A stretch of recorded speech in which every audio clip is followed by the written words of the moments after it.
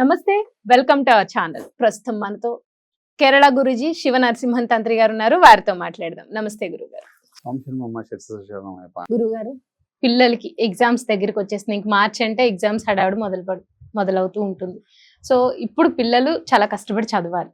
కొంతమంది చదువుతారు, కొంతమంది చదివినా జ్ఞాపక శక్తి ఉండదు, కొంతమంది తల్లిదండ్రులు చెప్పిన మాట వినరు. ఎగ్జామ్స్ అమ్మా కాసేపు చదువుకో అన్నా సరే వినరు. ఇప్పుడు మరీ ముఖ్యంగా ఏంటంటే సోషల్ మీడియా వచ్చిన తర్వాత ఈ గేమ్స్ కానివ్వండి, మొబైల్స్ కానివ్వండి, లేకపోతే ఈ సిస్టమ్ ముందు కూర్చున్నారంటే వాళ్ళు చదివింది కాస్త కూడా మర్చిపోతారు. ఆ చదివింది కూడా జ్ఞాపక శక్తి ఉండదు, చదవమన్నా చదవరు. సో పిల్లలు తల్లిదండ్రుల మాట వినాలి. ఈ ఎగ్జామ్స్ చక్కగా అందరూ కూడా విద్యార్థులు మెయిన్ 10th ఇంటర్ అంటే ఇంకా అసలు చాలా క్రూషియల్. ముందు పేరెంట్స్ కి, అందున తల్లికి అసలు అది మహా పరీక్ష అనమాట. ఆ టెన్షన్ తో వీళ్ళకి వచ్చేస్తున్నాయి బీపీలు, షుగర్లు పిల్లలు మాట వినక. సో పిల్లలు మాట వినాలి, తల్లిదండ్రులు చెప్పినట్టుగా చదువుకోవాలి మంచిగా, అలాగే వాళ్ళకి జ్ఞాపక శక్తి పెరగాలి అనే దానికి రెమెడీస్, కేరళ పద్ధతిలోనే రెమెడీస్ చెప్పండి. ఓకే అమ్మా, చదవడం పిల్లలు దానికి సంబంధించిన రెమెడీ. వాళ్ళకి ఎలాంటి డిస్టర్బ్ లేకుండా ఉండి హ్యాపీగా ఉంటే బ్రెయిన్ బాగా పనిచేస్తుంది, మంచి చదివి జ్ఞానక శక్తి పెంచుకుంటాం. అంటే ఎలాంటి డస్ట్ అనేది ఉండకుండా, డస్ట్ రాకుండా చూడడం మన బాధ్యత. అంటే ఏం చేయాలి, ఎలాంటి దుష్టగ్రహాల వల్ల ప్రాబ్లం రాకుండా, దిష్టి వల్ల ప్రాబ్లం రాకుండా ఫస్ట్ అవి కూడా అలాంటి జరగకుండా, అనారోగ్యం ఎక్కువ ఇబ్బంది పెట్టకుండా, ఇది కూడా దిష్టి కానీ ఏమైనా తాకితే కూడా బ్రెయిన్ ఇది అయిపోతుంది. తర్వాత దిష్టి దోషం వల్ల ప్రాబ్లం వచ్చే అవకాశం ఉంటుంది పిల్లలకు. దానివల్ల స్టడీ మీద కాన్సన్ట్రేషన్ చేయకుండా ఇబ్బంది పడుతుంటారు. దాని సంబంధించి అంటే తల్లిదండ్రులు దేశానికి మంచి పౌరులను అందించాలి, మంచి చదివించి ఐఏఎస్ ఆఫీసులను అందించాలి, మిలిటరీ ఆఫీసులను అందించాలి, మంచి వాళ్ళని అందించాలి. అంటే వాళ్ళు మంచి చదువుకుంటే కదా వీళ్ళు మంచి వాళ్ళని అందించడానికి, అంటే వాళ్ళని చదివించడానికి జ్ఞాపక శక్తి పెంచడం, ఒక మంచి చదువుకుంటే జ్ఞానాన్ని పెరుగుతున్నారు. ఆ జ్ఞానం అనేది మన దేశానికి ఉపయోగపడడం, ఎలాంటి ఎక్కడైనా కూడా మనం చేసుకోవడం. అలాంటి సిస్టమ్ ఫస్ట్ ఆఫ్ ఆల్ నేను చెప్పేది, పిల్లలకు మొబైల్ ఇవ్వడం పని చేయండి.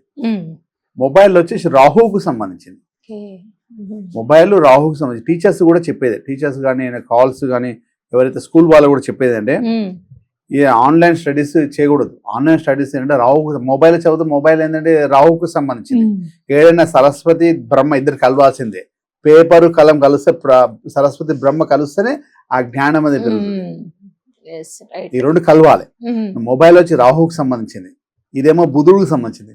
బుధుడే మనకు బుద్ధి జ్ఞానాన్ని ఇచ్చేది, రాహు వచ్చి మొత్తం మన డిస్టర్బ్ చేసేస్తాం. ఫస్ట్ స్కూల్లో యజమాన వాళ్ళైనా సరే, మన వాళ్ళైనా సరే, తల్లిదండ్రులు అయినా సరే ఈ మొబైల్ స్టడీస్ పెట్టకూడదు.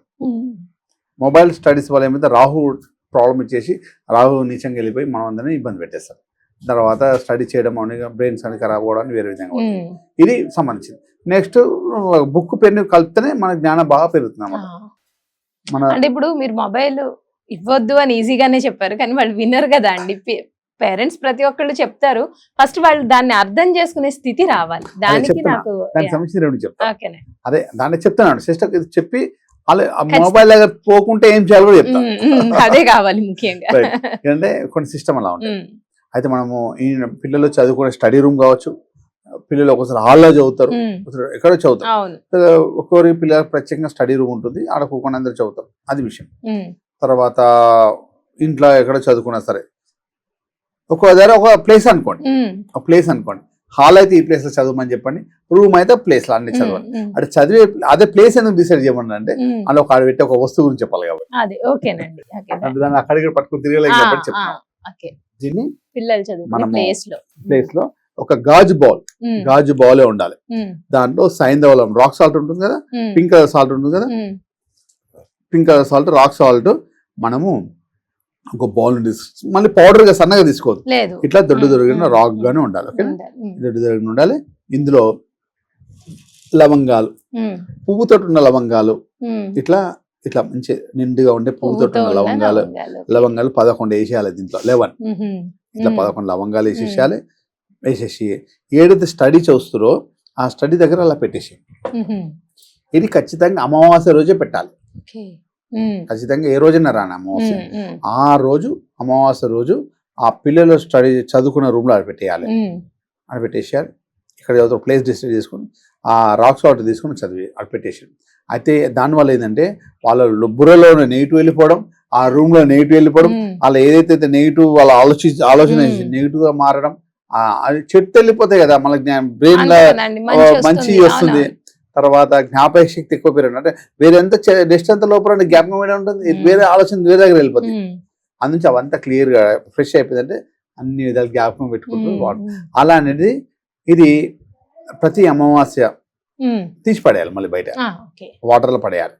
ఇది తీసి వాటర్ పడేసి మళ్ళీ బాల్ మళ్ళీ కడిగి మళ్ళా అమావాస్య రోజు మళ్ళీ సాయంత్రం నింపి మళ్ళీ 11 లవంగాలు వేసి పెట్టాలి. ఇట్లా మనం చేయడం వల్ల పిల్లలకు జ్ఞాపకశక్తి పెరుగుతుంది, స్టడీలో మంచి ఉత్తీర్ణత ఎదుగుతారు, ఎగ్జామ్స్ సక్సెస్ఫుల్ గా రాస్తారు, ఇక్కడ భయపడరు, ఇక హ్యాపీగా వెళ్ళిపోతారు.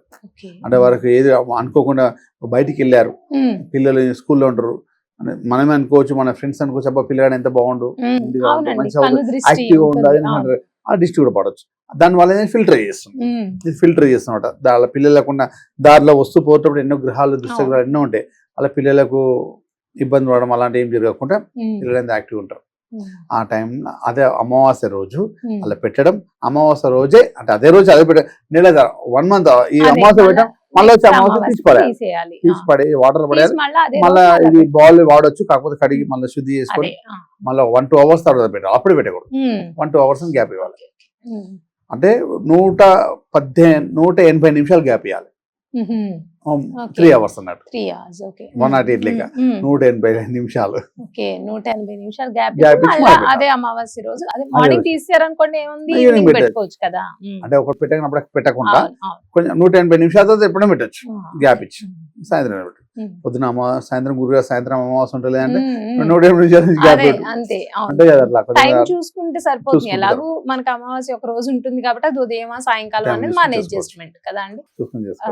అలా చేసుకోండి హ్యాపీగా. ఇంట్లో ఆ రూమ్ లో నెగిటివ్ ఏమున్నా, ఇంట్లో నెగిటివ్ ఉన్నా, ఆ పిల్లల మీద బ్రెయిన్ మీద నెగిటివ్ ఉన్నా, ఏది కూడా చెత్త వెళ్ళిపోతే ప్రశాంతంగా మంచి చదువుతూ అలా హ్యాపీగా ఉంటారు అన్నమాట, సక్సెస్ఫుల్ గా ఉంటారు.